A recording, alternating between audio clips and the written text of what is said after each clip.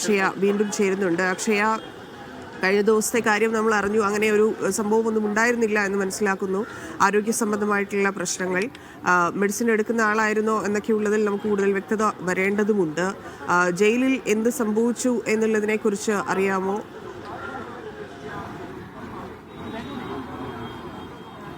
ധന്യ, അത്തരം കാര്യങ്ങളൊന്നും തന്നെ നമുക്ക് ഒരു വിവരം ലഭിച്ചിട്ടില്ല എന്ന് വേണം ഈ സാഹചര്യത്തിൽ പറയാൻ. കാരണം ഇന്നലെ ധന്യ സൂചിപ്പിച്ചതുപോലെ തന്നെ ഇന്നലെ വൈകുന്നേരം ഇവിടെ വെച്ച് തന്നെയാണ് തന്ത്രിയുടെ വൈദ്യപരിശോധന പൂർത്തിയായത്. ആ ഘട്ടത്തിൽ യാതൊരുവിധ പ്രശ്നങ്ങളും ഒന്നും തന്നെ പറയുകയോ ഒന്നും തന്നെ ഉണ്ടായിരുന്നില്ല. അതായത് വളരെ ചുരുങ്ങിയ സമയം കൊണ്ട് തന്നെ വൈദ്യപരിശോധനയെല്ലാം തന്നെ പൂർത്തിയാക്കി തന്ത്രിയെ കൊല്ലത്തേക്ക് കൊണ്ടുപോവുകയാണ് ചെയ്തത്. ഇന്നലെ രാത്രിയോടെ തന്നെ തിരുവനന്തപുരത്ത് എത്തിക്കുകയും ചെയ്തു. എന്നാൽ ഇന്ന് ഈ സമയമായപ്പോൾ എന്താണ് പ്രശ്നമുണ്ടായത് എന്നുള്ള തരത്തിലുള്ള ഇങ്ങനെ ഒരു ദേഹാസ്വാസ്ഥ്യം ഉണ്ടായി എന്നുള്ളൊരു കാര്യം മാത്രമാണ് നമുക്ക് ലഭ്യമായി. അത് എന്താണ് സംഭവിച്ചതെന്ന് തുടങ്ങിയിട്ടുള്ള കാര്യങ്ങളിലൊക്കെ തന്നെ ഒരു വ്യക്തത പറ്റേണ്ടതുണ്ട്. അതായത് നേരത്തെ തന്നെ സൂചിപ്പിച്ചതുപോലെ തന്നെ ജീവിതശൈലി രോഗങ്ങളുമായി ബന്ധപ്പെട്ട എന്തെങ്കിലും പ്രശ്നങ്ങളാണോ, അതായത് ബ്ലഡ് പ്രഷറിനുമായി ബന്ധപ്പെട്ട എന്തെങ്കിലും പ്രശ്നങ്ങളാണോ, തരത്തിലുള്ള കാര്യങ്ങളെല്ലാം തന്നെ നമുക്ക് വ്യക്തത വരേണ്ടതുണ്ട്. എന്തായാലും ഇപ്പോൾ ജയിലിൽ നിന്ന് ജനറൽ ആശുപത്രിയിലേക്ക് തന്ത്രിയെയും കൊണ്ട് സംഘം പുറപ്പെട്ടിട്ടുണ്ട് എന്നുള്ളൊരു വിവരമാണ് നമുക്ക് ലഭ്യമായിട്ടുള്ളത്. ആശുപത്രിയിലേക്ക് മാറ്റുകയാണ്. ജയിലിൽ നിന്ന് തന്ത്രിയുമായി വാഹനം പുറപ്പെട്ടിട്ടുണ്ട്. സുരക്ഷാ ക്രമീകരണങ്ങൾ ആശുപത്രിയിൽ നേരത്തെ നടത്തിയിട്ടുണ്ട്.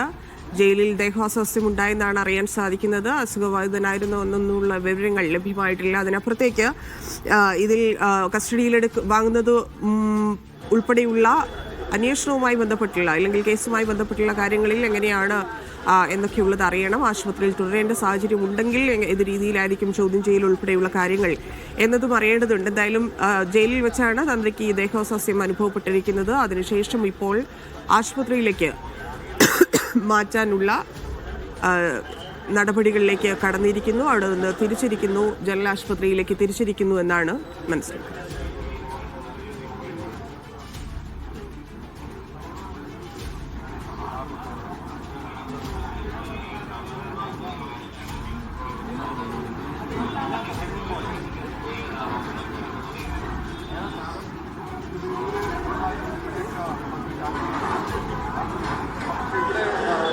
പക്ഷേ ആശുപത്രിയിലെ സുരക്ഷാ ക്രമീകരണങ്ങൾ പൂർത്തിയായെന്ന് മനസ്സിലാക്കുന്നു. പോലീസ് വാഹനങ്ങളെല്ലാം പുറകിൽ കാണാം.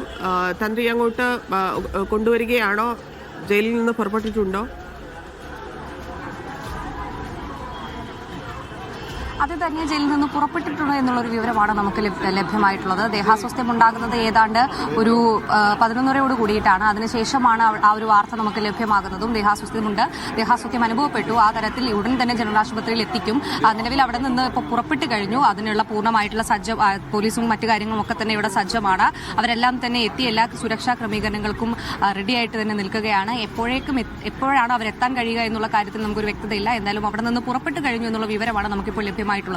നേരത്തെ നമ്മൾ പറഞ്ഞൊരു സംഭവം തന്നെയാണ്. എന്താണ് സംഭവിച്ചത് എന്നുള്ള കാര്യത്തിൽ നമുക്ക് ഇനിയും വ്യക്തത ലഭിക്കേണ്ടതുണ്ട്.